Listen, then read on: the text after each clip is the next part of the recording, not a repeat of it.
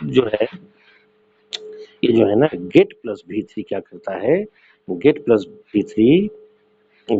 V3 ये adjective को verb की तरह ट्रीट करने में इसका यूज होता है। जैसे वह अच्छा था तो he was good, he was good, तो ही वॉज गुड। अब वह अच्छा हो रहा था, मान लो तुमको कहना है वह अच्छा हो रहा था, तुम क्या बोलोगे, he was Gooding.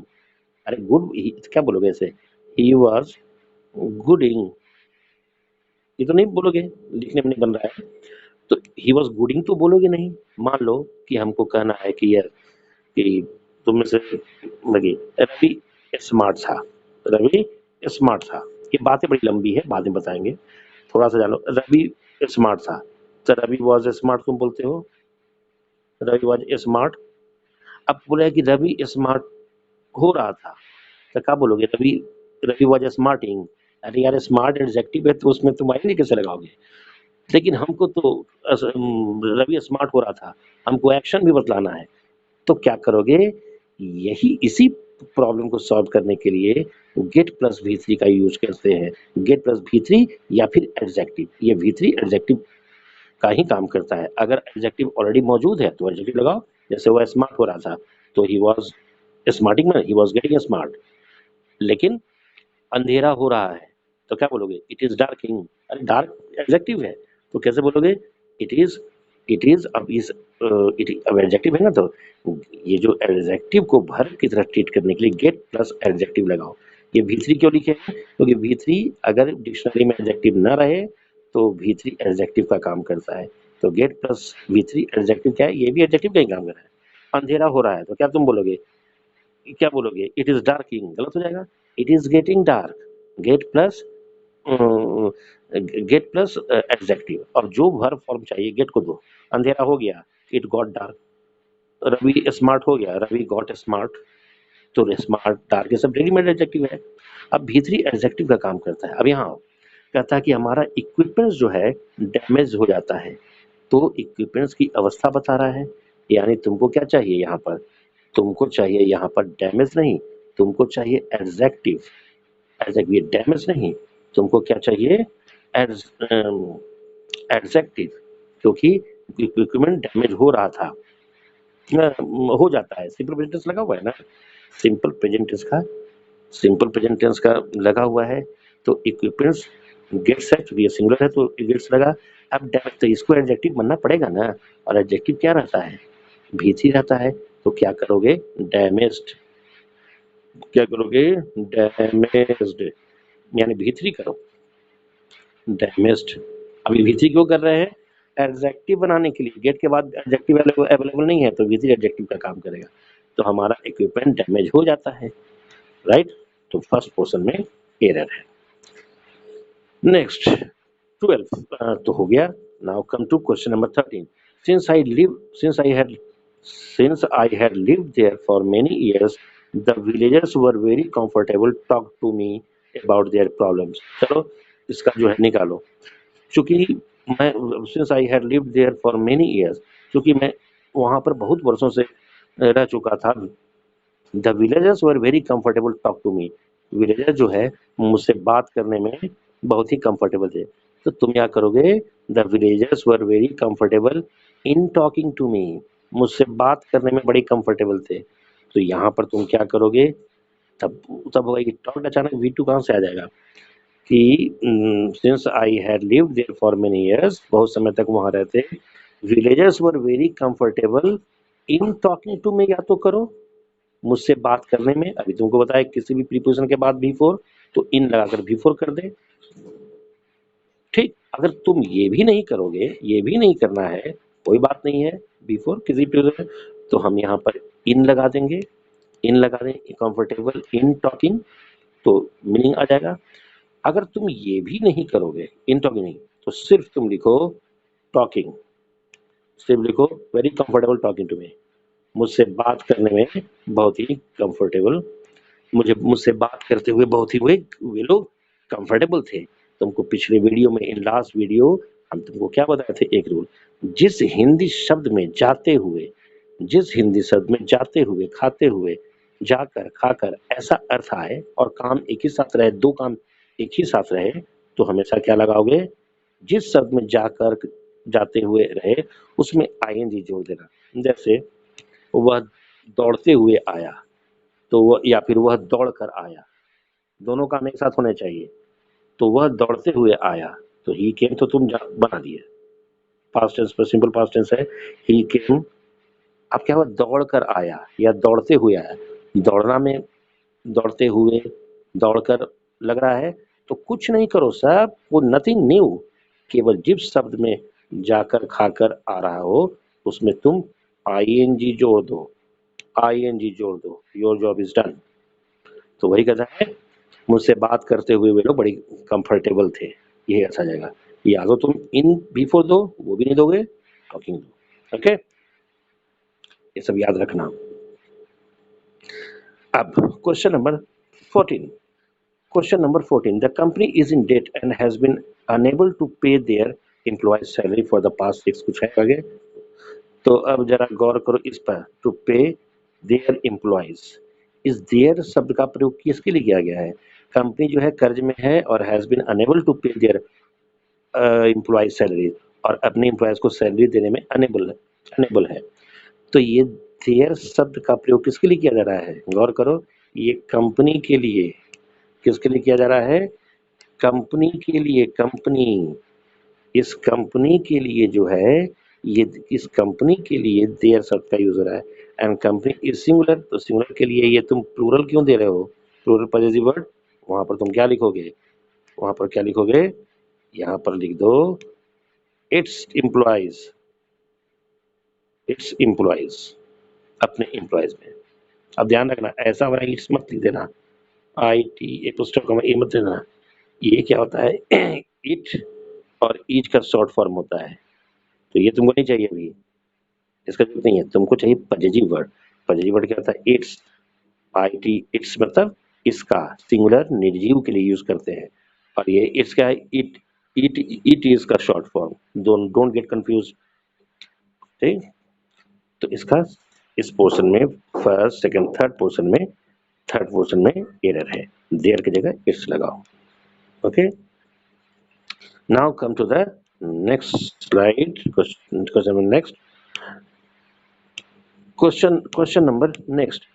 This is turned out to be one of our most successful projects and we have made unique quite a large problem. चलो, this is a turn out to be, पहले turn out to be मतलब में परिणित होना, ये एक intransitive verb है, ये एक intransitive verb है। इसका मतलब, इसका ऑब्जेक्ट कुछ नहीं हो सकता है, जिसका ऑब्जेक्ट नहीं होगा तो उसका पैसिव बनेगा नहीं। This is turn out to be नहीं, this turn out to be में साबित हो जाना, में परिणित हो जाना, यह जो है बड़ा ही सक्सेसफुल प्रोजेक्ट में साबित हुआ। तुम एरर कहाँ करोगे? ए में। इस ईज को हटाओ, ईज प्लस भीति तो पैसिव वॉइस हो जाएगा, और तुमको पैसिव वॉइस नहीं चाहिए। क्यों नहीं चाहिए? ये एक इंट्रांजिटिव वर्ब है, इंट्रांजिटिव वर्ब का पैसिव वॉइस हम कैसे बना सकते हैं? चलिए, question number 16, a non-banking financial company is a financial institution similarly to a bank, but I cannot issue checkbooks to customer. Similarly to a bank, इस पर गौर करो, similar to है, a non-banking financial company is a financial institution similarly to a bank, इस पर does pay a serious heed to this portion. Similarly to bank, इस similarly का use किसके लिए हो रहा है? बैंक के लिए, ठीक ना? अच्छा, financial institution similarly to a bank, bank similarly का यूज किसके लिए हो रहा है? बैंक के लिए। और बैंक है क्या? बैंक है नाउन, नाउन को क्या चाहिए? एडवर्ब तो बिल्कुल नहीं चाहिए, और एलवाई जो जिस शब्द में रहता है ना, वो एडवर्ब, जिस शब्द में एलवाई लगा रहता है उसको एडवर्ब कहते हैं, वो एडवर्ब कहलाता है। हालांकि कुछ there are certain examples certain words that don't end with L Y, ये दे आर एडवर्ब, तो वो सारी बातें होंगी बाद में। एल वाई लगने से एडवर्ब बनता है, तो हमको एडवर्ब नहीं चाहिए, क्योंकि नाउन, बैंक नाउन है, नाउन और प्रोनाउन के लिए एडजेक्टिव का प्रयोग होता है। वर्ब और एडजेक्टिव के लिए अगर रहता तो एडवर्ब चाहिए होता और सिमिलरली लगता, राइट? तो दिस पोर्शन में एरर है। तो एरर कहाँ हो गया? इस पोर्शन में, ए बी पोर्शन में एरर हो गया। सिमिलरली नहीं, क्या लिखोगे, सिमिलर सिमिलर सिमिलर, क्यों, ये नाउन के लिए यूज हो रहा है। चलिए, now question number 17, we have hired an advertising agency to prepare campaign to encourage people votes, people votes नहीं, क्या करोगे, encourage people to vote, third person में एड करो। वोट क्या है, वोट देना, ये वर्ब है तो V1 के पहले टू चाहिए, और इनकरेज क्या है, वर्ब, वर्ब के बाद ये पीपल ऑब्जेक्ट आ जाएगा, और उसके बाद जो वर्ब आता है टू लगकर ऐड होता है, तो वर्ब के पहले टू लगकर ऐड हो गया। कम क्या है, prepare campaign to encourage, verb के बाद हमेशा ऑब्जेक्ट किस होते हैं, काम करने का असर किस पर पड़े, इनकरेज करने का असर किस पर, पीपल पर, जो है ना, टू इनकरेज पीपल, लोगों को इनकरेज करने, टू इनकरेज पीपल, लोगों को इनकरेज करने के लिए, टू वोट देने के लिए है। तो ये क्या करेंगे, सी पोर्शन में, ये जो भी है पोर्शन, कौन पोर्शन, 1 2 3, हाँ सी पोर्शन में एरर होगा। Okay, now come to the next slide, 17 and 18. See, during the training program, the new recruits will be briefed about how their role in the new organization. अब क्या है, the new recruits training program के दौरान जो नया जिनों का चयन हुआ है, recruits will be briefed, मैंने बताना, उनको सिखाना, पढ़ाना, किसी चीज के बारे में बोलना, उनको नए जो से रिक्रूट्स हैं जिनका चयन हुआ है, उनको बताया जाएगा, विल बी पैसिव वॉइस बताया जाएगा, about how their roles in the new, नहीं, विल बी ब्रीफ्ड, क्या करोगे, about, simply about their role in the organization, उनको बताया जाएगा कौन सी, उनके रोल के बारे में, इन द न्यू ऑर्गेनाइजेशन, इस ऑर्गेनाइजेशन में, about their role, unless and until you make out the meaning of the statement, it will become very difficult for you to understand. अगर बेसिक्स ठीक नहीं होगा तो अभी जो तुम वीडियो देख रहे होगे और तुम बोर हो रहे होगे, तब फिर ये वीडियो तुम्हारे कोई काम का नहीं है। बेसिक्स को हमेशा ठीक रखना है, and I have taught all of you, I have equipped you all with the basics. Not only this, I have also made you practice intensively over 3 chapters. खैर, तो वो सब पढ़ लेना, पढ़कर फिर ये करना। एनीवे, चलो question number 19. Question number 9. The equipment is in such a poor condition that we have no alternative to buy new ones. I have no alternative to buy new ones. I have no alternative to buy ones. अब तुम देखो इसका क्या जवाब होगा, I have no alternative, I have, इसका जवाब हो जाएगा I have no alternative but, ये जवाब सेकंड हो जाएगा, सेकंड या फर्स्ट सेकंड थर्ड या फोर्थ, यानी इसका जवाब ये हो जाएगा no alternative but to. No के साथ याद रखना, नो के साथ बट लगाते हैं, ठीक है ना, नो के साथ बट लगाते हैं। We have no alternative but to, और टू के बाद V1, I have no alternative but to buy, तो बाई V1 है ही, ठीक। इसका नो अल्टरनेटिव बट टू इसका अर्थ होता है कि इक्विपमेंट इतने पुअर कंडीशन में है कि हम लोग we have no alternative but to, क्योंकि हम लोग के पास दूसरा खरीदने के सिवा कोई दूसरा विकल्प नहीं है। नो, तुम याद रखो, ऐसे याद रखना कि नो जो है ना, देखो, no plus noun plus to नहीं, अभी but, no but plus to plus V1, इस फॉर्मूला को याद रखना। ये कैसा मतलब होता है कि कोई काम, कोई भी चीज करने के मैंने के सिवाय दूसरा चारा नहीं, क्या मत बोले, के सिवाय दूसरा चारा नहीं, के सिवा दूसरा कोई विकल्प नहीं, के सिवा कोई नहीं, के सिवा कोई नहीं, के अलावे कुछ नहीं, ऐसा अर्थ देता है। जैसे मुझे कहना है कि मुझे पढ़ने के सिवा मेरे पास पढ़ने के सिवा दूसरा कोई विकल्प नहीं है, ठीक, तो क्या कहते हैं, आई हैव अपना पुराना, I have no alternative, alternative मतलब विकल्प, I have no alternative but to study, ठीक ना। राहुल को जो है कुछ भी कहो, राहुल को स्कूल जाने के सिवा दूसरा कोई विकल्प नहीं है। Rahul has no alternative but to go to school. तुमको याद रखना है कौन सी बात, कि ये जो है नो के साथ जो है, ये नो के साथ तुम कैसा क्या लगाओगे हमेशा, ये जो ऐसी जब हिंदी अर्थ है तो नो के साथ हमेशा बट लगाते हैं। और ध्यान रहे उसके बाद वर्ब आएगा तो 2 प्लस B1, B4 नहीं, ये भी ध्यान रखना, इसको याद रखना। Please note down this points, very important. चलो, I am tired of speaking anyway, I am trying to solve as many as I can. चलिए अब आया क्या है कि क्वेश्चन नंबर, तो ये तो समझ गए ना, क्वेश्चन नंबर 19 तो हो गया, क्वेश्चन नंबर 20 में आ जाओ।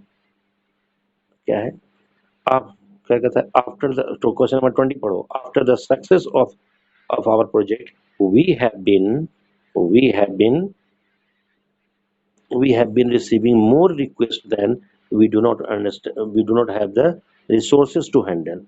सक्सेस पाने के बाद हम लोग को बहुत रिक्वेस्ट आ रहा है, इसका करो, क्या करोगे, क्या करोगे, इसका मेनी रिक्वेस्ट करो, मेनी रिक्वेस्ट यही डालो फर्स्ट पोर्शन, तब अर्थ आ जाएगा कि सक्सेस होने पर के बाद हम लोगों के पास बहुत सारा रिक्वेस्ट आ रहा है, बट लेकिन we do not have the resources to handle them, लेकिन हम लोगों के पास संसाधन नहीं है उनको हैंडल करने का।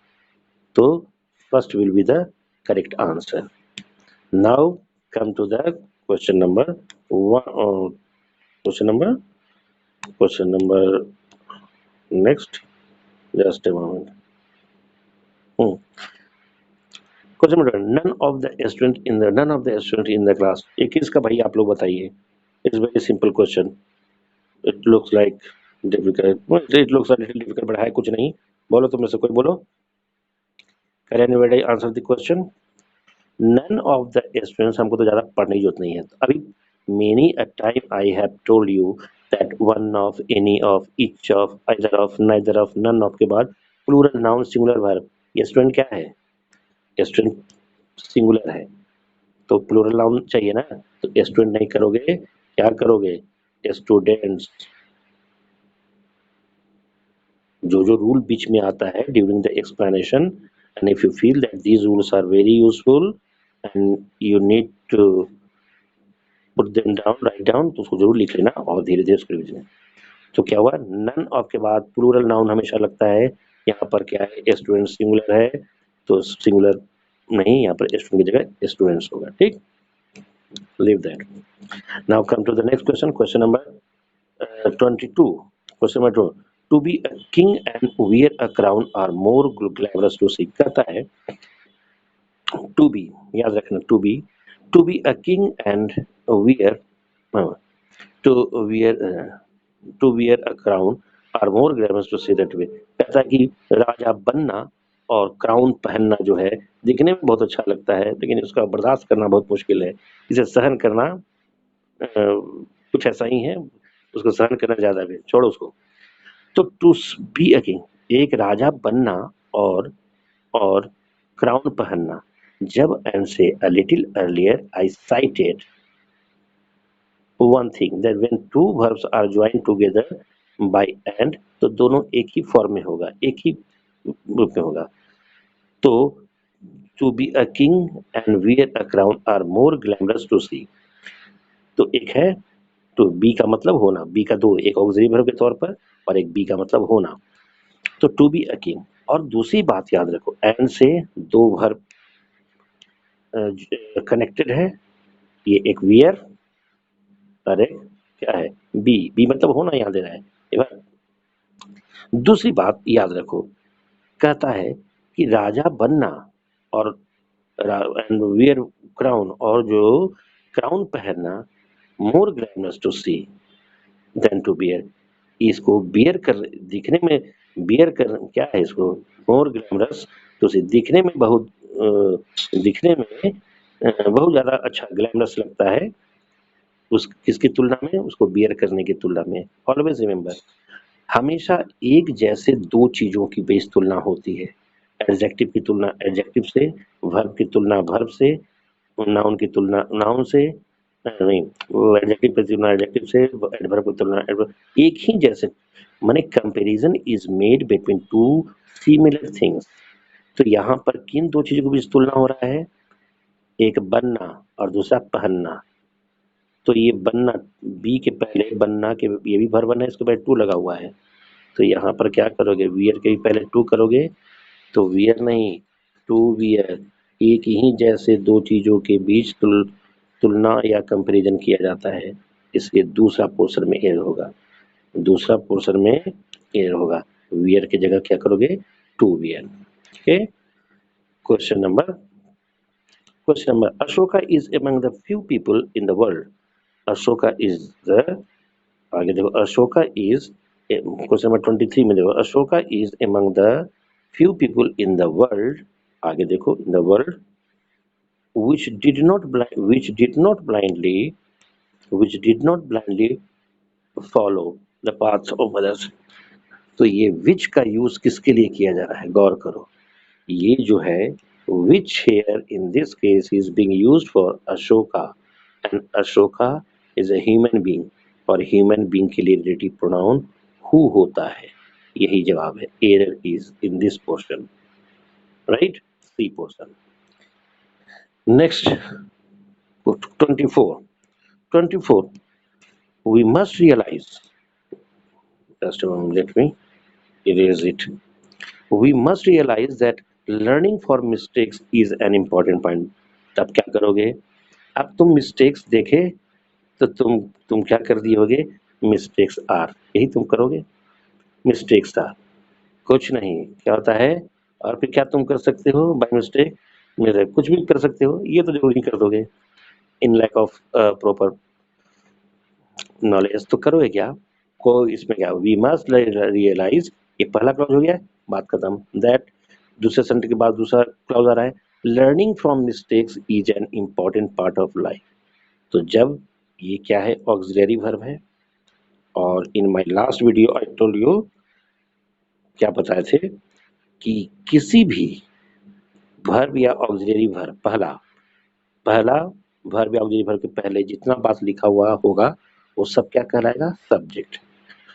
और जब किसी भी सेंटेंस का सब्जेक्ट एक से अधिक सेंटेंस का बना हो, जैसे लर्निंग फ्रॉम मिस्टेक्स, तो वर्ब किसके मुताबिक होता है, वर्ब होता है पहला प्रीपोजिशन के पहले वाला शब्द के अनुसार होता है। लर्निंग क्या है, सिंगुलर, यहाँ पर सिंगुलर लगा हुआ है, ये तो लगा ही हुआ है, लगा हुआ है, तो ये ठीक है, इसमें नो करेक्शन रिक्वायर्ड। 24 में E portion, no correction required, यही है, इसमें कोई गलती नहीं है। तो be careful, be attentive. Question number 25, as one of the insurance companies, one of देखे प्लूरल नाउन है ना भाई, yes of course we have got plural nouns, companies, ठीक है। In India they offer comprehensive financial services as one of the insurance companies, as one of the insurance companies in India, they offer comprehensive financial services, no error। बोलो, अब जरा देखो, ये दे का प्रयोग क्या किसके लिए किया गया है, दे का यूज किसके लिए किया गया है, as one of the insurance company, एक कंपनी के लिए, ये एक कंपनी के लिए न कर, ये हो रहा है। तो दे ऑफर क्या, क्या करोगे, it offers, it offers, it offers, as one of the insurance companies in India, माने इंडिया के एक इंश्योरेंस कंपनी में से एक होने के नाते, यानी एक ही कंपनी की बात हो रहा है, it offers comprehensive financial services. तो इसका हो जाएगा सेकंड पोर्शन, 25 का सेकंड पोर्शन में एयर हो जाएगा, right, remove this. Now come to question number 25। Question number 25 says, there is a rumor that this multinational company will set up its regional headquarters in India in short. Everything looks better. Everything looks, लगता है भाई सब ठीक है, बहुत बड़ी समस्या है। अब कुछ लोग तुम सोचोगे हेडक्वार्टर्स, हेडक्वार्टर्स ये गलती है क्या? कोई गलती नहीं है। याद रखना क्वार्टर जो रहता है, क्वार्टर, इसमें अगर एस नहीं लगा रहे तो उसका मतलब होता है वन फोर्थ, वन फोर्थ। और जो क्वार्टर्स रहता है तो उसको क्या मतलब क्या होता है? रहने वाला घर यहाँ रहता है। जैसे कहते हैं ना रेलवे कहाँ रहते हो, तो रेलवे क्वार्टर, क्वार्टर में नहीं, रेलवे क्वार्टर में, रेलवे के क्वार्टर्स में, राइट। तो कहाँ रहते हो? पुलिस हेडक्वार्टर, तो पुलिस हेडक्वार्टर, पुलिस हेडक्वार्टर्स। खैर, तो ये क्वार्टर्स अभी जहाँ रहने का जो है बात हो रही है, regional setup, company will set up in regional headquarters. तो अभी तो ये ठीक है। तो फिर ये प्रॉब्लम कहाँ है? In India, just look at India in short. ध्यान रहे ये जो इन शॉर्ट इसी में एरर है भाई। क्यों? याद रखना, दो शब्द याद रखना। एक क्या है? इन शॉर्ट, जो लिखा हुआ है अभी क्वेश्चन में, जो अभी क्वेश्चन में इन शॉर्ट लिखा है, इसका मतलब क्या होता है? इसका मतलब होता है संक्षेप में, संक्षेप में, मतलब संक्षिप्त में, संक्षेप में। जो भी क्वेश्चन में लिखा हुआ है इन शॉर्ट का मतलब होता है। और लिखोगे शॉर्टली, शॉर्टली इसका मतलब होता है, इसका मतलब क्या होता है? निकट भविष्य में। क्या वो लिख रहे हैं इसका मतलब क्या होता है? शॉर्टली का मतलब क्या होता है? निकट भविष्य में। तो अब क्वेश्चन को पढ़ो। सेटअप करेगी अपना हेडक्वार्टर्स को वो हिंदुस्तान में, संक्षेप में कि निकट भविष्य में। तो इन शॉर्ट को शॉर्टली में बनाओ, इन शॉर्ट जो है उसको हटाओ और शॉर्टली वहां पर होना चाहिए, यानी इसे डी पोर्शन में है। Okay, now come to the next, next slide. Question number 26.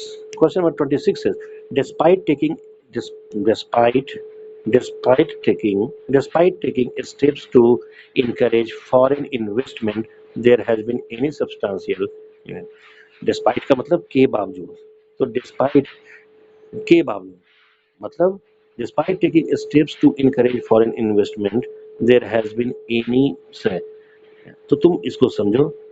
अरे जब डिस्पाइट से, देखो डिस्पाइट का मतलब के बावजूद, तो डिस्पाइट क्या है? डिस्पाइट से हमेशा कॉन्ट्राडिक्टरी सेंटेंस की बात होगी ना। तो despite, despite taking steps to encourage foreign investment, foreign investment को इनकरेज करने के लिए बहुत सारे कदम उठाने के बावजूद, there has been any substantial improvement, बहुत बड़ी बहुत बड़ी बहुत अच्छी इम्प्रूवमेंट है, बहुत अच्छी मतलब क्या है, बहुत बहुत there has been any substantial improvement, कोई इम्प्रूवमेंट रही है। देयर हैज बीन, गौर करो इस पर, there has been any substantial improvement, कोई जो है अत्यधिक जो है अत्यधिक इम्प्रूवमेंट रही है। अरे भाई अत्यधिक कौन सी? यहाँ पर कह रहा है क्या कि फॉरेन इन्वेस्टमेंट को इनकरेज करने के लिए बहुत सारे कदम उठाने के बावजूद कोई भी सब्सटेंशियल इम्प्रूवमेंट नहीं है, ये होना चाहिए ना। तो एनी हटाओ, एनी हटाओ, इसमें लिखो there has been no, no substantial improvement in our economy, हमारी इकोनॉमी में कोई इम्प्रूवमेंट नहीं है। सब्सटेंशियल मतलब बहुत अच्छा, बहुत अत्यधिक, धाकड़ टाइप का। सो 26, 26 में क्या करोगे? एरर में करोगे, यहाँ एरर करोगे, एनी में एनी को हटाओ और यहाँ पर लिखोगे no. Okay, now question number 27. Ramesh took charge of project, Ramesh Ramesh took charge of project within a few days of having appointed, Ramesh जो है अपने प्रोजेक्ट का चार्ज ले लिया, appointment, within a few days of having appointed। अब having appointed, हालांकि ये तो बताए थे लेकिन फिर भी तुम जरा देखो बताए क्या थे। हैविंग प्लस V3, हैविंग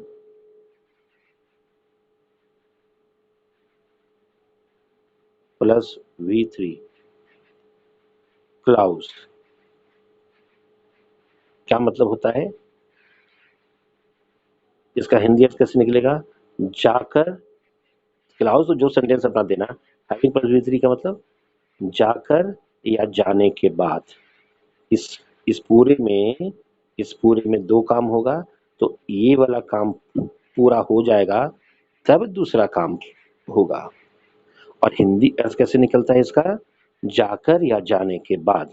जैसे घर पहुंचकर वह नाश्ता किया, तो हैविंग रीच्ड होम ही टुक ब्रेकफास्ट।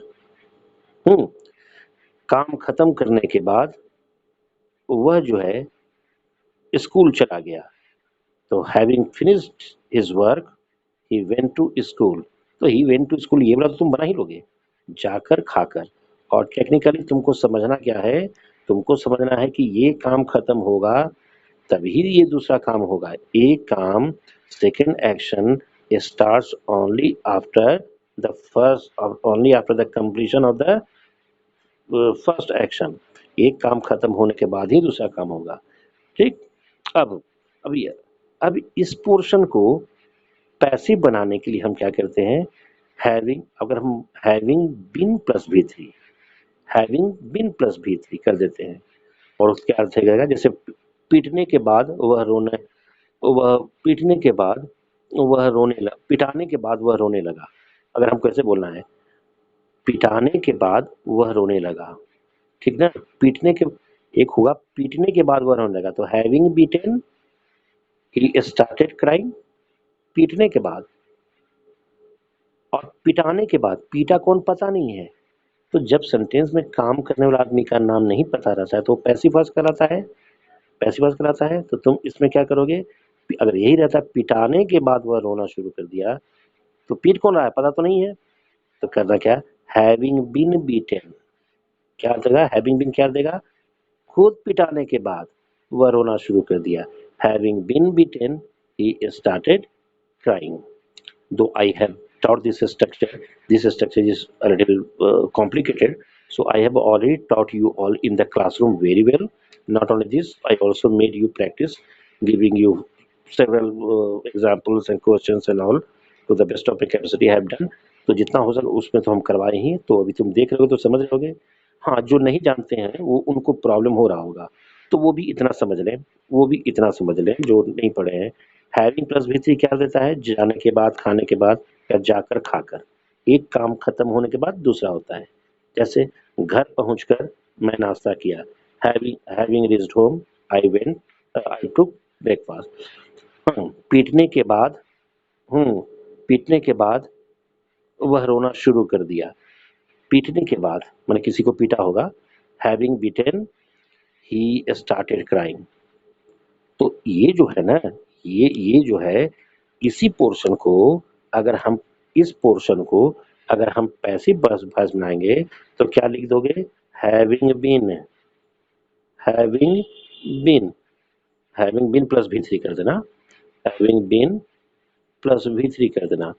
तो ये कुछ नहीं, इसी का पैसिव हो गया। पैसिव का यूज कब करते हैं? जब सेंटेंस में काम करने वाला आदमी का नाम पता नहीं रहता। तो अगर मान लिया सेंटेंस करते हैं कि अब पहले से था पीटने के बाद वह रोना शुरू कर दिया, having beaten he started crying.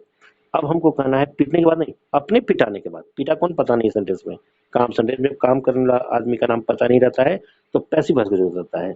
तो having been beaten he started crying कर देना। अब और थोड़ा बात को बढ़ाओ। ये जो हैविंग बीन V3 किए हो, इसके जगह पर तुम क्या लिख सकते हो? Being plus V3। या तो तुम क्या करो? हैविंग बीन V3 करो। अगर इसके जगह पर पैसिव में क्या लगा सकते हो? Being V3। क्या देगा? खुद पिटाने के बाद। ऐसा तुम याद रखना। विशेष if you don't understand, you please feel free to ask me in the live class. I'll make you understand further. तो अब इसमें आओ, अब इसको हम हटा नहीं रहे हैं। कहता है कि Ramesh took charge of the project within a few days of having appointed. तो कहता है रमेश चार्ज ले लिया कुछ दिनों के अंदर, अपॉइंट करने के बाद, कि अपॉइंट खुद होने के बाद, पीटने के बाद, कि खुद पिटाने के बाद। तो अपॉइंट करने के बाद कि खुद अपॉइंट होने के बाद, सोचो जरा, सोचो, अरे रमेश तो चार्ज लिया प्रोजेक्ट का, तो खुद लिया ना, रमेश जो है प्रोजेक्ट का चार्ज ले लिया विद इन फ्यू डेज, कुछ दिनों के अंदर ही, ऑफ हैविंग अपॉइंटेड, कुछ दिनों के अंदर, यानी चयन करने के बाद कि चयन होने के बाद, जाहिर सी बात है चयन होने के बाद। तो चयन किया कौन, सेंटेंस में पता नहीं है, तुमको क्या चाहिए, पैसिव, तो तुमको क्या चाहिए, having been appointed, having been appointed, ये। और अगर इसके जगह पर हम क्या लिख सकते हैं, बीइंग अपॉइंटेड, तो इसमें आ जाओ ऑप्शन में, ऑप्शन में तुम आ जाओ, इसको हटाओ, हाँ इसको हटाओ। तो इसमें क्या करोगे अब जवाब, I think you are comfortable, कुछ बातें तो समझ में, you can understand some of the things even if you I have not taught you, and those who have not been taught by me, तो उनको भी थोड़ा कुछ तो समझ में आ ही जाएगा। अब चलो इसमें कहाँ है, क्या करोगे, हैविंग एंड बीइंग अपॉइंटेड, क्या है, within few days of being appointed, हो गया। So second one is the answer. Now question number 21, it is difficult to work with him because he is one of those persons who think, तो तुमको बताए थे who के, ठीक, हाँ, who think, it is difficult to work with him because he is one of those persons who think he is right। ये ही का इस्तेमाल किसके लिए आ रहा है, those persons, try to understand this pronoun he is किसको रेफर कर रहा है, किसको डिनोट कर रहा है, those persons, तो ये है, तो प्लूरल है, तो ये सिंगुलर कहाँ से हो जाएगा, इसको दे करो, इसी में है, और दे आर कर दो, they are always right, they are always right. इस ही का यूज हो रहा है दोज पर्सन, क्या ये प्लूरल है, तो प्लूरल के लिए प्लूरल प्रोनाउन दोगे, ही तो सिंगुलर होता है, तो ही इज नहीं करो, क्या करोगे, they are always right. Okay, now come to next subject, कहता है कि I think they are always, तो ये तो हो ही गया। Now question number 28, foreign business in developing countries have usually problems with lack of infrastructures, and is it usually problems with, तो इसमें क्या करोगे, 28 में क्या करोगे, एज यूजुअल प्रॉब्लम्स लाइक कर देना, एज यूजुअल प्रॉब्लम्स लाइक आगे कर देना, ये बोला, ये इसमें 13 में C portion. Question number 30, it is only now 60 years after independence that India is learning how to negotiating, क्या ज़्यादा बात करना है अभी, right now I have told you all that 2 के बाद हमेशा क्या लगता है, B1, तो 2 B4 क्यों लगा है, ये क्या है, 2 है ना भाई, ये जो है 2 है ना ये, तो 2 के बाद B4 कहाँ से आ गया, क्या करोगे, B1 लगाओ, टू नेगोशिएट, राइट, वही एरर है। Question number 31, the graceful folk dance had perform so beautifully by the dance group, पढ़ना कि बहुत सुंदर फोक डांस जो है परफॉर्म किया गया, परफॉर्म सो, इतना सुंदर तरीके से परफॉर्म किया गया, बाय लिखा हुआ है ना, ये जो है बाय लिखा हुआ है, by a group of, by a dance of group, किसके द्वारा परफॉर्म किया गया, ये जो है, तो तुमको पैसिव वॉइस चाहिए ना यहाँ पर, तो हैड काहे को, यहाँ पर क्या दोगे, हैड बीन, अरे हैड बीन, तुमको यहाँ पैसिव चाहिए। तो तुमको देख लेना, सेंटेंस में काम करने वाला आदमी का नाम बिल्कुल पता ना हो तो तुमको पैसिव चाहिए, अगर सेंटेंस में काम करने वाला आदमी का नाम पता हो लेकिन बाई यानी के द्वारा से जुड़ा रहे तो भी तुमको पैसिव वॉइस चाहिए।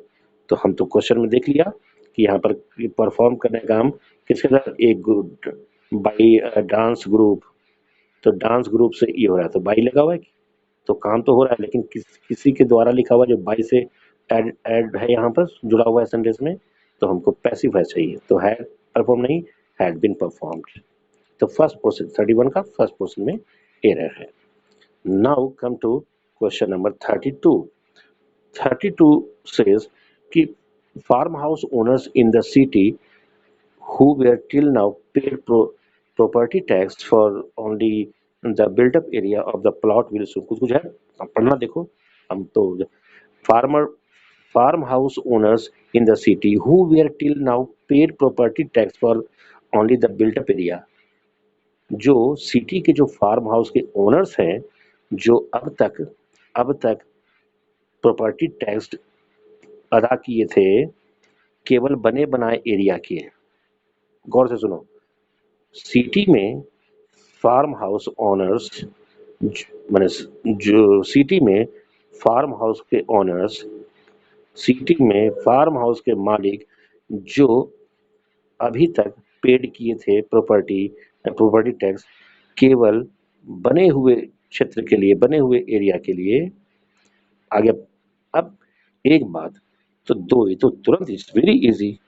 पहली बात तो ये टिल नाउ है, टिल नाउ तो याद रखना, टिल नाउ एक तो लिखा ही हुआ है यहाँ पर, दूसरा बाय नाउ,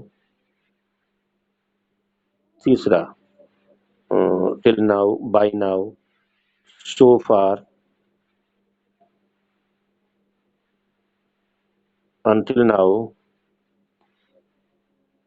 now, ये दो चार शब्द याद रखना। until now है, until now के साथ कभी भी सिंपल पास्ट टेंस लगता ही नहीं है। कौन कौन?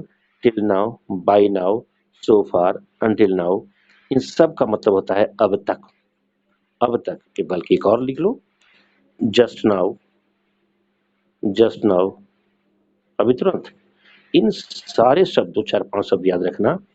तो इन सारों के बाद जस्ट नाउ मतलब अभी तुरंत, टिल नाउ, बाय नाउ, सो फार, अंटिल नाउ, इन चारों का मतलब अब तक। इसके साथ पास्ट फॉर्म लगता ही नहीं है, पास्ट टेंस नहीं लगता है। इस पे क्या लगता है? प्रेजेंट परफेक्ट टेंस, यानी subject plus has have plus V3 plus of. तो अब क्वेश्चन में देखो यहाँ वेयर लगा हुआ है, तो एक तुरंत हम ऐसे ही पकड़ लिए। ये तो ये एरर यहाँ पर है, तुरंत हम जो है सो एरर को हम पकड़ लिए। एरर कहाँ है? The error here is in the second portion, क्योंकि वर नहीं लगेगा। एक बात, दूसरा भी बात है, दूसरा one another logic is also there, इसको हटाने दो।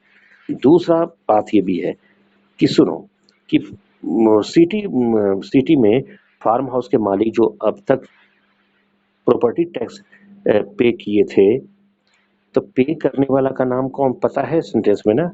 हाँ है। जो सेंटेंस में काम करने वाला आदमी का नाम पता रहता है तो पैसिव वॉइस लगाते ही नहीं है, लगाते ही नहीं है, ठीक ना? तो टिल नाउ है तो क्या कर दोगे? इसमें कर क्या जाएगा? Who have paid, who have paid, have subject हो गया, हैज हैव V3 हो गया, प्रेजेंट परफेक्ट टेंस हो गया, टिल नाउ सेट कर गया। तो 32 का सेकेंड पोर्शन में एरर है, ठीक? क्योंकि सेंटेंस में काम करने वाला आदमी का नाम पता है जो फार्म हाउस का मालिक है। तो ये पैसिव वॉइस लगेगा नहीं, एक्टिव वॉइस लगेगा। दूसरी कारण पास्ट फॉर्म में लगेगा, प्रेजेंट परफेक्ट टेंस लगेगा। चलिए नेक्स्ट में टेंस कहता है injected into blood in tiny bubbles of gas is the passage of the vital, क्या है? लंबा चौड़ा है, चलो डरो मत। हेल्पिंग, हेल्पिंग ज्यादा क्या बात करना, एक नजर में तुम पकड़ सकते हो। जल्दी बताओ कहाँ एरर है? इन प्रिवेंट नहीं, क्या करोगे? प्रिवेंटिंग। क्या करोगे? प्रिवेंटिंग। बताओ क्यों करोगे? Why shall we use preventing? अभी बात हुई ना कि टू को छोड़कर किसी भी प्रीपोजिशन के बाद बिफोर लगता है, तो इन क्या है? प्रीपोजिशन, उसके बाद प्रिवेंट मतलब रोकना, वर्ब है, तो V1 तो आएगा नहीं, बिफोर आएगा, यही एरर है। तो क्वेश्चन नंबर 33 का यही C portion. Now come to question number 34 says district police arrested a gang of notorious robbers who were planning, कुछ है ना, देखो तो यहाँ देखो अभी तुमको बताए थे, हु के बाद वर्ब लगता है किसके मुताबिक? रिलेटिव प्रोनाउन के। अभी क्या लगा हुआ है, वर यानी प्लूरल। ध्यान से देखो, हु के बाद ये जो है हु है, रिलेटिव प्रोनाउन है जो कम्युनिकेशन नाउन के ठीक बगल में है, के बाद वर्ब लगता है किसके मुताबिक, हु के ठीक पहले वाला शब्द के मुताबिक। तो हु के पहले वाला क्या शब्द आया हुआ है, a gang of notorious criminal robbers, a gang of notorious, तो ये पूरा शब्द है a gang of notorious robbers, इसी के मुताबिक वर्ब लगेगा। तुम देखे यहाँ रॉबर्स और वेयर को टिक कर दिए। अरे पूरा अभी ना बताए, हु के पहले वाला जो है ना, ये सारा एक ही वर्ड है, कंपाउंड वर्ड। तो पहला प्रीपोजिशन बताए ना, पहला प्रीपोजिशन के पहले क्या है, पहला प्रीपोजिशन के पहले जो शब्द आता है उसी के मुताबिक वर्ब होगा। तो पहला प्रीपोजिशन क्या है, ऑफ, ऑफ के पहले क्या है, गैंग सिंगुलर, क्या करोगे यहाँ, वॉश करोगे, यही है error. Correct. Now question number 35. The party is holding a meeting in order to begin the painful and difficult process. क्या, सोचो सोचो सोचो, it's very easy. It looks difficult but in fact it is very easy. मिला। तो उतना बात क्या करना, फिर वहीं पर ऑफ रीथिंक, ऑफ एक प्रीपोजिशन है और तुमको ही बताए किसी भी प्रीपोजिशन के बाद कैसा लगता है, बिफोर, अभी बताया ना, इन भी प्रीपोजिशन, तो बिफोर यहाँ पर लगा था ना इस पिछले क्वेश्चन में, और भी तो प्रीपोजिशन है, तो यहाँ पर क्या हो जाएगा, रीथिंक नहीं, ये वर्ब है, रीथिंक मतलब फिर से सोचना, तो तुम क्या करोगे, रीथिंकिंग करो, बिफोर करोगे रीथिंकिंग, थिंकिंग, थिंकिंग करना, प्रीपोजिशन के बाद बिफोर, तो ये हो जाएगा। 36 the only bad thing about these flowers are the, फिर वही बात देखो, खोजो खोजो खोजो खोजो, बस find out error, it's very simple, very simple. कभी कभी सेंटेंस दिखने में बड़ा ही, sentence will look highly complicated and many time what happens that so many bombarding words will be used in the sentence, बड़ा लंबा चौड़ा शब्द लिखा रहेगा, अब तुम केवल देख के इसको घबरा जाते हो, कुछ नहीं, तो बताओ कहाँ एरर है, कुछ नहीं पता चला, इसको हटाने दो।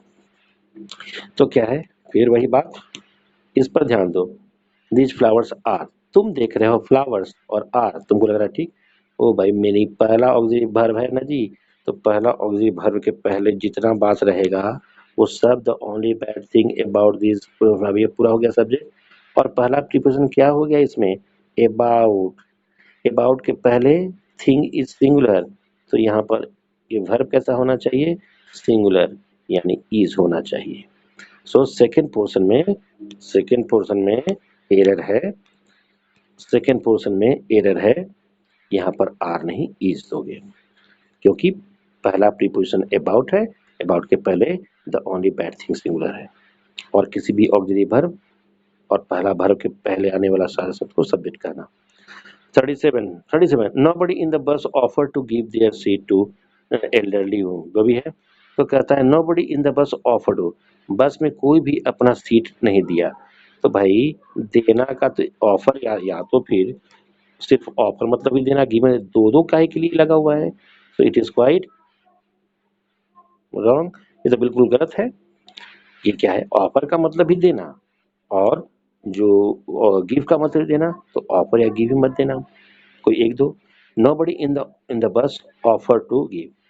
अच्छा तुम में से एक कोई बताओ, तुम में से कोई एक बताओ, मान तो पहले तो इतना बात समझ गए कि ये ऑफर और गिव दोनों का मतलब एक ही, इन दोनों में से कोई एक ही लगाना है, या तो ऑफर करो या गिव करो।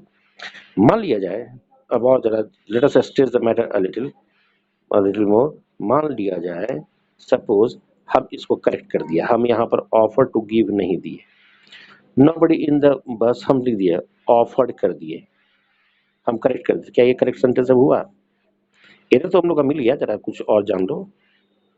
अगर हम ऑफर्ड कर दिया तो क्या ये सही हो जाएगा, मान लिया सेंटेंसेस पे nobody in the bus offered their seat to, ऐसे रहेगा, तो क्या सेंटेंस होगा, सही होगा, क्या सही होगा, नेवर, ये भी गलत हो जाएगा, क्यों भाई, क्योंकि दूसरा, क्योंकि दूसरा प्रॉब्लम क्रिएट कर रहा है दूसरा चीज, वो कौन, ये देयर, देयर, देयर नहीं हीज हो जाएगा, तुम याद रखना, यहाँ पर नोबडी को हमेशा सिंगुलर मानते हैं, और नोबडी के साथ हमेशा सिंगुलर, नोबडी के लिए singular pronoun, singular positive word use होता है, और नोबडी क्यों, याद रखना, somebody, someone, nobody, no one, everybody, everyone, ये सब जो है इन सबों को सिंगुलर मानते हैं।